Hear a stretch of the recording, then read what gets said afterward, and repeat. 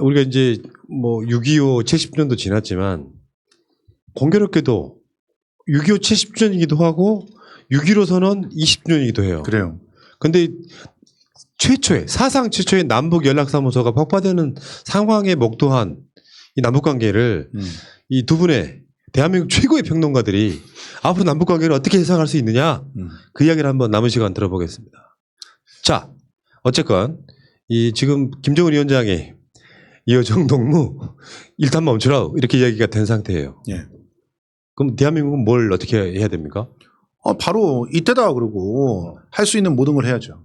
지금 북한 같은 경우도 솔직히 말해서 이제 뭐 확성기라든가 삐라라든가 이런 거는 웃기는 얘기고 확실하게 보여줄 수 있는 메시지는 남북 연락사무소 폭파잖아요. 근데 그걸 공장을 폭파하지 않고 연락사무소를 갖다 딱 폭파하면서 자기네들의 속내는 다 보여줬어요. 자, 우리는 지금 절실히 제재가 풀리기를 갖다 원하고 있다. 그리고 빨리 실천을 해라. 약속을 실천해라. 그럼 우리는 얼마든지 핵이고 뭐고 다 내놓을 수 있다라고 하는 그런 느낌들을 다 확실히 보여줬다고 저는 보기 때문에 지금은 미국은 있잖아요. 선거 때까지 꼼짝도 못합니다. 아무 짓도 못해요. 우리가 어떤 선택을 하든지 개입도 못해요. 그게 연락사무소 딱 폭파되자마자 미국이 내는 그 비겁한 행동입니다. 우리는 대한민국이 그 선택한 것을 모두 다 존중한다. 전적으로 지지한다. 이따위 얘기했잖아요.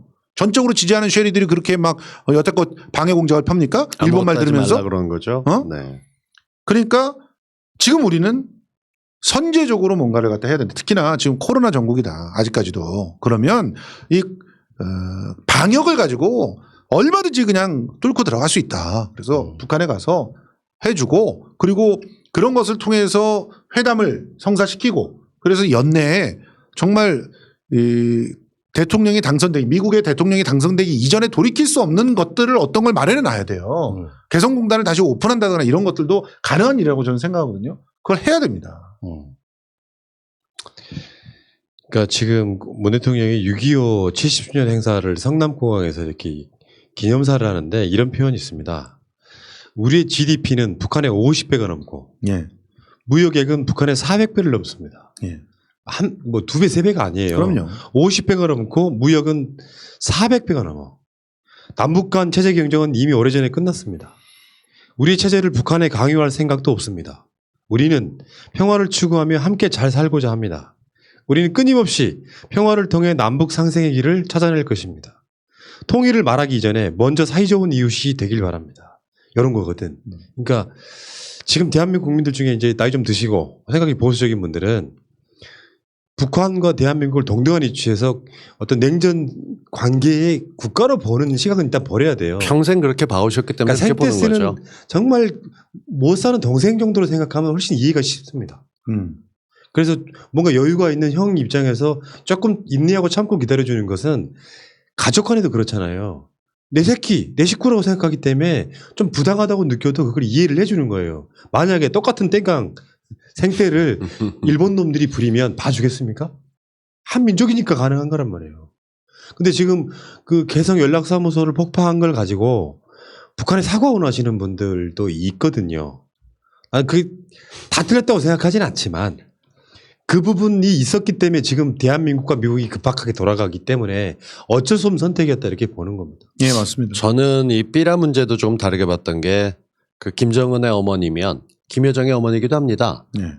그 차기 어머니 능욕하는 것들 보면서 열이 확 받거나 튀어나갈 수도 있었죠. 거기에 대해서 광분하고 나가는 쪽에서 얘기하는데 북한 입장에서 이번에 굉장히 색다른 게 있었다면 늘 북한은 화날 때마다 미사일이나 먼 포를 쐈습니다. 그렇죠. 이 포가 뭘 맞춘 걸 본 적이 없고요. 대부분 지도상의 그림으로 여기 어디쯤 떨어졌다라는 걸로도 위협이 됐었어요. 근데 이번엔 뭔가 제대로 깨부시는 게 나왔기 때문에 미사일값 생각해보면 건물값은 장난도 아닙니다.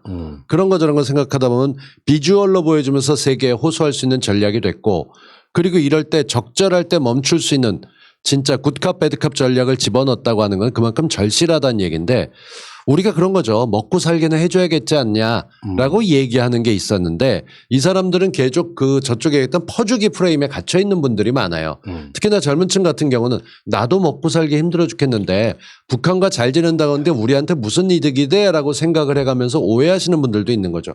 그래서 그걸 지난 몇 년간 평화 경제, 적극적 평화라는 말로 풀어왔는데 이제 그게 건물 하나 부서진 걸로 다 사라질 뻔한 위기니까 대통령이 움직일 겁니다. 움직이실 거고 그게 어떤 식으로든 저는 이제는 할 수 있는 여건이 됐기 때문에 뭔가 풀어주는 거 개성공단이나 금강산 정도가 됐건 뭐가 됐건 우리가 할 수 있는 것들을 하겠다라고 천명 그전까지 계속 하겠다는 메시지를 보내왔고 그때마다 국무부가 나서고 대사가 나서고 해가면서 막았었습니다. 그쪽은 원래 이상한 나라여가지고 국무부가 하겠다는데 그쪽 재무부가 막고 뭐 이래요. 미국은. 서로 그렇기 때문에 지금 와서는 뭔가 정리해야 되는 것들을 우리가 나서야 되는데 그 칼을 뽑을 수 있겠느냐. 지금 나라 상황이 이렇고 코로나 상황이 이렇기 때문에 어떻게 보면 그나마 50% 넘는 지지율일 때 지금 뭔가 좀 시도하셨으면 좋겠다 싶은데 통일부 장관이 공석이기에 그쪽이 뭔가 들어서게 되면 그때부터 본격적으로 된다. 북한도 그때까지는 좀 기다리지 않을까 싶습니다. 그러니까 지금 그것도 사실은 굉장히 참 답답한 거예요. 그러니까 통일부 장관이 교체가 된다는 것도 확실한 하나의 사인을 보였을 거예요. 그러면 사실은 전격적으로 통일부 장관을 빨리 임명을 해야 됩니다. 또 청문회를 하면서 또 시비 걸고 하는 시간들이 있을 거 아닙니까? 또 어떻게 윤석열이 나올지 모르잖아요. 또 그러니까 빨리빨리 윤석열이 어떻게 나올지도 어떻게 만약에 임종석 뭐 이인영 임종석이 막 갑자기 막 털어버려. 난리 난다니까. 그러면 또 아이씨.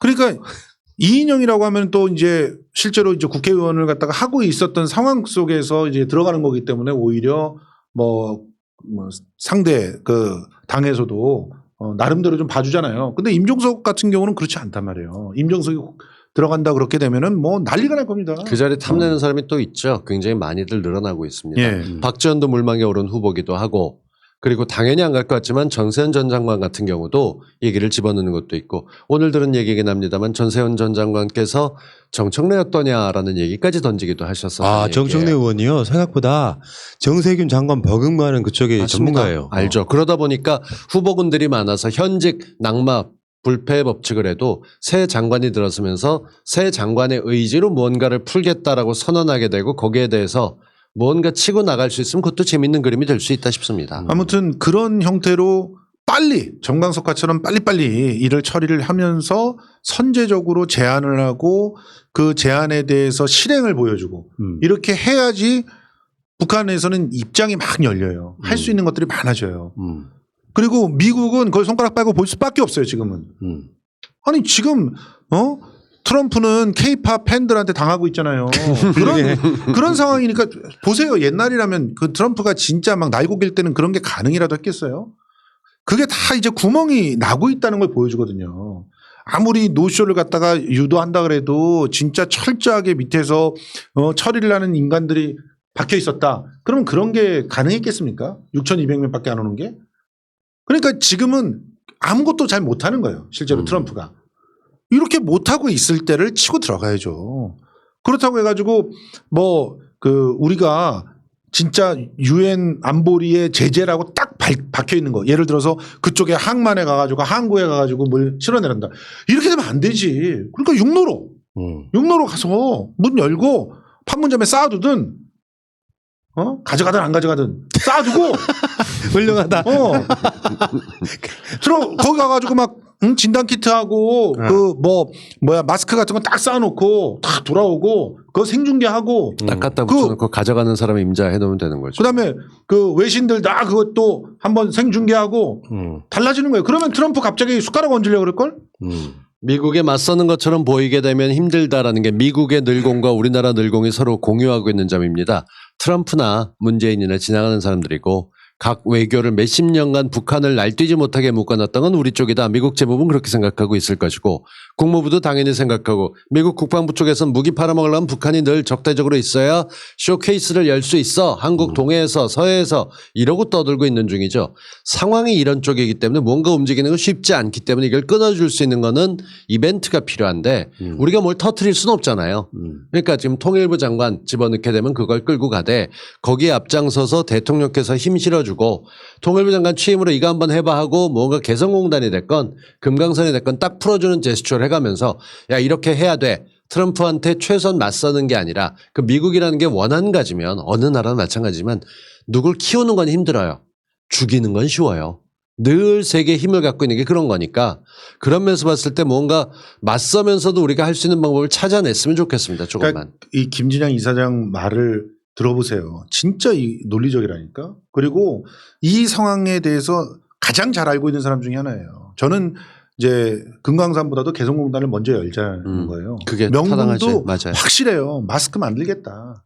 전 세계에서 지금 보세요. 확진자가 하루에 수십만씩 늘어나죠. 미국에서만 200만이 넘게 죽었어요. 전 세계가 위기에 처해 있습니다. 이 전 세계가 위기에 처해 있는 것을 대한민국의 개성공단에서 만든 마스크로 이겨내 봅시다. 이렇게 얘기를 하는 게 왜 설득이 안 됩니까? 세계적으로 다 우리가 거기서 만들 수 있는 마스크가 면 마스크밖에 안 된다라고 얘기하지만 면 마스크만으로도 안에 필터를 갖다 넣는 형태로 만들기만 하면 얼마든지 코로나를 갖다 막을 수 있다는 게 알려져 있고 마스크를 쓰는 것 자체가 거부감이 없게만 만들어줘도 특히나 남미 같은 데에서는 굉장히 효과적이라는 게 이미 전문가들 다 얘기하고 있어요. 그러면 개성공단에 가서 우리는 마스크를 만들어서 특히나 북한에다 공급하고 그리고 북한의 공급이 거기서 만드는 게 어마어마해요. 실제로 그 전체 124개의 그 공장 중에서 절반 이상이 봉제 공장이에요. 거기를 다 마스크와 방호복 생산 라인으로 다 돌릴 수 있는 거예요. 특히나 방호복도 만들 수 있는 게 방호복은 전 세계적으로 모자라요. 다. 지금 미국도 그랬고 방호복이 없어가지고 쓰레기 봉지 이렇게 싸고 그거 검사하고 그러고 있어요.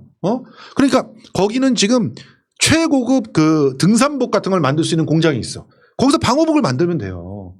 그래서 전 세계에 공급해 주자고. 돈도 벌고 얼마나 좋아. 네, 김재영 이사장은 이제 새날 그 색깔이 좀 묻으신 분이거든요.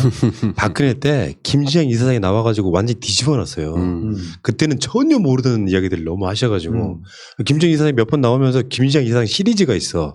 최근에 이제 이 사태를 막기 전에 개성공단 연락사무소 그 폭파되기 전에 이 한 3, 4주 전에 섭외를 신청해 놨거든. 근데 스케줄이 얼마나 밀렸는지 8월 달까지 가해. 스케줄이 나는 거예요. 맞아요. 근데 내가 봤을 때는 일주일 안에 개성공단에 관련된 공식적인 멘트가 정부에서 나올 거라고 봐. 나와야 되죠. 나와야 네. 됩니다. 그러니까 그래서 어떤 식으로든 된다 안 된다가 지금 우리만 한다고 되는 게 아니잖아요. 네. 북한 쪽에서 긍정적인 오케이 사인이 돼야 재가동 이런 문제가 벌어질 거 아니야. 그러니까 뭐 미국에 갔던 한반도 교섭본부장, 이동 본부장하고 요 흐름 속에서 최소한 그 정도 성의는 보여줘야지. 그럼요. 네. 여기 지금 사람만 바꾼다고 되는 문제도 아니고 그러면서 결국에는 김정은 위원장에게 북한 인민들한테 면을 세워주는 거예요. 그게 정말 필요합니다. 몇 년간 기다려왔고 풀릴 거라 생각했고 저 낮게 그쪽은 지도력이나 뭐나 이런 것들 체제가 무너지면 좋다라고 착각하는 사람들이 있지만 몇십 년간 쌓아온 성이 그렇게 안 됩니다. 그리고 본인이 생각했던 기대를 풀어주려면 무언가 제스처가 필요하고 거기에 맞던 액션 플랜이 나와야 되는데 우리가 그걸 주지 못했었어요. 이제 줄 때가 된 거죠. 제가 이거 좀 무슨 논리적이고 과학적인 이야기가 아니라 한 4주 정도 전에 예언까지는 아니고 뭐라 그랬냐면 남북 관계에 있어서 뭔가 획기적인 뭔가 긍정적인 일이 있을 거다라고 이야기를 했는데 그 말이 끝나자마자 그 다음 주에 이제 남북 관계에 대해서 막 끊기고 막 폭파되고 막 이랬단 말이에요. 근데 결국에는 그 과정들이 아무도 결과도 도출하지 못할 거면 일어나지 않을 일들이잖아요. 그렇죠. 좋은 결과를 도출하기 위해서 잠깐 나쁜 문제가 생겼던 거라고 봐서 이쯤까지도 제가 애연 비슷하게 했던 이유는 이쯤까지도 뭔가 상황이 진척되지 않으면 북한은 지금 고사까지는 안 될 거예요. 근데 북한이 느끼는 심적적 답답함이 이제 그게 다랬다라고 보면은 이 상황에서는 나는 사실 이런 생각을 하고 있거든요, 요즘에도. 김정은 위원장하고 문 대통령 사이에는 뭔가 계속 교감이 있을 거라고 봐요. 그러니까 그 안에는 좀 아깝긴 한데 이건 좀 근데 뇌피셜이긴 해요. 아깝긴 한데 이런 폭파쇼를 통해서라도 세계적인 어떤 관심을 좀 받아봅시다. 이런 것들이 암묵적으로 합의된 게 아닐까라고 하는데 나름대로 근데 굉장히 위험한 얘기예요. 그 우익들이 그냥 또 그 받아. 아니, 그러니까 새날에 푸나가 내가 말했잖아. 얘기했는데 어쩌고 뭐. 그러니까 암묵적이라는 표현은 서로 말이 그렇게 통했다라기보다는 그 정도는 양해해줄 수도 있지요라는 여마미소 같은 난 그런 정도의 어떤 시그널이 있었을 거라고 보는 게 파국으로 안 가는 거잖아요. 우리 푸나님의 근거 없이 생각하는 것들이 이제까지 잘 맞아왔던 전례를 지난 2년간 지켜봤던 저로서는 기대하고 싶어요. 그러니까 근거가 없지는 않고 흐름 때문에 그래. 그러니까. 흐름 때문에. 맞아요. 근데 흐름에서 보는 게 어떨 때는 정확한 통계보다 더 잘 맞을 때가 있잖아요. 그 추세에 있는 것들이 있으니까. 그리고 볼턴의 회고록도 저는 좋은 영향을 줬을 거라고 봅니다. 맞아요. 김정은은 다른 사람과 다르게 영어로 된 책을 편하게 잘 읽을 수 있는 실력이 있는 자입니다. 그러다 보니까 충분히 읽어보다 보면 이 북한 사람들 시각에서 자기가 들었던 환경 내에서 보게 되면 이게 뭔가 줄 수 있는데 게으르거나 딴짓하거나 딴 생각 차고 있는 게 아니라는 게 볼턴 책에 차고 넘치게 흘러 넘쳐요 정말. 그러다 보니까 정말 노력한 건 맞네. 근데 그러니까 여기다 대고 열심히 도와주려는 사람 뒤통수 치는 건 하지 말자라고 멈춰 세웠다는 게 올바른 판단이거든요 예. 지금. 그러니까 이 부분은 제가 뭐 문 대통령과 김정은 위원장 사이에 뭐 통했다 이렇게 표현하는 건 좀 오바고요. 먼저 양해를 구했잖아. 실제로 그랬다는 게 아니라 그렇게 생각하고 싶을 정도였다는 거예요. 나는 그 개성공단 폭파되는 시점이 있잖아요. 어떤 시점이었냐면 오빤 갓나 스타일 방송 중이었어요. 지난주 화요일입니다. 근데 갑자기 북한 이야기 막 삐라 이야기 한참 하고 있는데 나는 밖에서 지금 이제 편집실에서 앉아서 뉴스를 보고 있는데 그게 공개되는 상황인데 출연자들은 모르잖아. 그럼요. 그 상황을 모르잖아요. 그래서 종이를 이렇게 써가지고 개성공단 폭파. 개성공단 남북연락사무소 폭파라고 하는데 순간적으로 3명의 출연자의 낯빛이 쫙 변하더라고요. 그럼요. 내가 그만큼 충격을 먹었거든요. 저렇게 만들어 놓고 어떻게 할 것인지. 아니, 그러니까 그런 식으로 김정은 위원장이라고 하는 사람이 우리가 생각하는 것보다 훨씬 스마트한 사람이에요. 그러니까 그 나름대로는 김정일하고도 다르고 김일성하고도 당연히 다르겠죠. 그 사람 입장에서 극한으로 가는 상황은 안 만든다고 저는 보는 사람이에요. 극한으로 가지 않기 위해서 연락사무소를 폭파한 거예요. 그러니까 이 지점은 저렇게 보는 거라고. 그러니까 뭐 많은 분들이 이제 초반에 그 단어 워딩 하나만 갖고 너무 나갔다고 말씀하시는데 실제로 그게 없다면 사실은 불가능하다고. 아니 보는 겁니다. 남녀관계 전문가시잖아요. 싸우고 뭘 푸는 게 필요하지 말 안 하고 꿍해서 오래 간 걸 지금까지 오래 갔던 거예요. 근데 그쪽에서 지가 갖고 있는 뭔가 때려 부신 거지. 그 보여준 것도 있지만 사실은 보게 되면 그게 쉽게 생각해 보세요. 그거 부실 수 있는 걸로 우리나라에 타격을 줬을 수도 있어요. 근데 그게 아니었다는 점만으로도 다행이고 맞아요. 화내고 있지만 이성적으로 생각할 수 있는 브레인이 있다는 거. 그 전까지 정말 대화 안 되는 사람이면 모르겠는데 멈춰 세울 줄 알고. 그리고 저는 그 동생이 뭘 하는 거에 대해서 보고하고 짜고 치는 거라는 생각은 안 해요. 이유가 김여정이 화내서 뒤집어 엎을 정도로 하고 마음대로 해라 했었으면 걔 여동생과 오빠의 관계를 아는 사람들이면 그게 아무리 지도층이 돼도 똑같은 건 똑같은 거예요. 야 됐어 잠깐 여기까지 그만 이라고 얘기할 수 있는 그 백두혈통 아니라도 이 예민하이 너무 나갔다 야. 거기서 뭐 딱 이럴 수도 세울 수 있는 거지. 것까지 그렇지 않으면 확성기 배치하려다 걷어들이는 게 설명이 안 돼요. 그러니까 그건 누군가 정말 둘 다 진심이었던 건데 최소한 그걸 받아들일 줄 안다는 거 그렇게 돼서 저는 충격이 왔다는 게 좀 그나마 지금 정리돼서 저희가 웃으면서 얘기하지 속은 사실 그러니까 걱정의 태산이었었다는 거. 뭐 근데 그 최우한 그 북한 문제 전문가의 견해에 의하면 시나리오였을 가능성이 크다라고는 얘기합니다. 예. 그러니까 김여정 그 나쁜 형사, 자기는 착한 형사. 그래서 얻은 이득이 만만치 않다는 거죠. 실제로 그 쇼를 하면서 이 북한 사람들이 느끼는 뭔가 우리 김정은 위원장이 잘못 판단한 거 아니야? 라는 일말의 그런 의혹이나 또 불안 이런 것들을 일거에 해소를 하면서 또 매파들을 이제 달랜 거죠. 뭐 그 우리 푸나님께서 그 촛불 집회에 나가가지고 욕을 함으로써 그 사람들 많은 대중들이 욕하고 싶어하는 마음을 대신 달래준 것처럼 그렇게 달래주고 달래준 상태에서 또다시 모든 것들을 한 번에 딱 스톱시키면서 역시 모든 그 북한의 시스템들은 내가 장악하고 있어라는 걸 대외적으로 보여주고 동시에 대내적으로도 역시 공포와 불안감을 갖다 잠재워줄 수 있는 건 우리 위원장이다. 이런 인식을 심어줬다는 거예요. 그러니까 남북 관계를 바라볼 때 우리는 이제 김진장 이사장을 박근혜 때 불러서 인터뷰를 막 여러 번 할 정도였으면 그때 김진장 이사장이 했던 말 중에 북맹이라는 표현을 써요. 북맹. 맞아. 그러니까 이 북맹이라는 표현 속에 우리가 받은 충격이 되게 커요. 북한을 알지도 못하면서 북한에서 모르면서 그러니까 김정은 위원장은 사실상 현실적으로 회군이 불가능해요. 그러니까 그러다 보니까 김진양 이사장의 시각이 우리 방송에 계속 투영돼 내려오는 건데 말하자면 그러니까 김정은 위원장이 핵을 포기하는 순간 그 자체 회군은 불가능하다고. 맞아요. 근데 이제 보통의 이런 평론가들이 좀 어설프게 평론하는 것 중에 하나가 그럼 북한이 뭐 중국에 붙으면 되지 그것도 불가능해요. 말도 안 되는 거. 그러니까 결론적으로 말했어요. 중국이 이제 뭐 쌀 몇만 톤, 몇십만 톤 지원해주고 이런 문제는 아주 일시적인 것이고 결국에는 파국으로 갈 수가 없는 게 김정은 위원장이 회고를 하는 순간 기본적으로 김정은 위원장은 내부의 설 자리도 나는 없어진다고. 맞아요. 이런 측면에서는 좋은 게 좋은 거라는 목표는 일단 설정이 됐어. 그렇지. 그걸 향해 가는 방법 중에 하나였던 것 뿐이지만. 맞는 말이에요. 그렇죠. 그러니까 방향을 바꾼다는 것은 최고 존엄한테는 있을 수 없는 일이에요. 그러니 이런 단순한 것도 뭐 잘 모르면서 주사를 갖다 했다는 등 이런 애들이 나오면 나는 진짜 굉장히 이상해져. 좀 제대로 공부를 좀 해봐. 주체사상도 공부했다며 이놈들아. 근데 이런 부분이 있다니까. 아까 문 대통령 이야기도 있지만 한라인 만들어 놓고 전혀 교감이 없었다고 생각하는 건 좀 저는 이해가 안 가거든요. 그러면 아니 3번씩이나 만나가지고 그렇게까지 내부적으로 이렇게 뭐랄까 살갑게 하다못해 문 대통령이 김정은 위원장한테 USB로 담아준 내용이 무엇이냐고 따지는데 그 과정에서 문 대통령 같은 분들이 김정은 위원장을 전혀 어떤 연락도 없이 그냥 몇 개월을 내버려 뒀을까요? 난 그렇게 생각하지는 않는다는 거예요. 당연하죠. 다만 미국을 설득함에 있어서 현 상태로는 뭔가 모멘텀이 없다 보니까 여기에 대해서 미국을 설득할 만한 소재가 없었던 것 뿐이라고 생각을 한번 해보세요. 그러니까 파국을 위한 어떤 쇼가 아니라 간단히 말하면 정말 잘 되기 위한 쇼에 가깝다면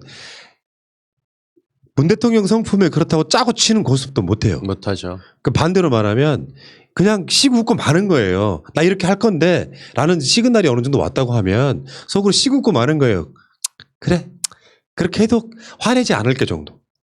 난 그런 차원이 분명히 있었다고 보는 거예요. 근데 저희가 방송하면서 합을 맞춰보는 게 있긴 하지만 송소연이랑 저랑 미리 뭐 시나리오 얘기하는 게 전혀 없잖아요. 네, 상대가 무슨 얘기를 하게 되면 최소한의 신뢰가 있고 저희는 싸운 게 있으니까 적이 아니니까 그렇긴 한데 입장이 서로 진영을 다르고 있다고 하더라도 서로 얘기하고 화를 내긴 해도 기본적인 믿음이 무너지진 않아요. 그러니까 김정은과 지금 우리 대통령과의 믿음 사이에는 그런 게 보이거든요, 겉으로.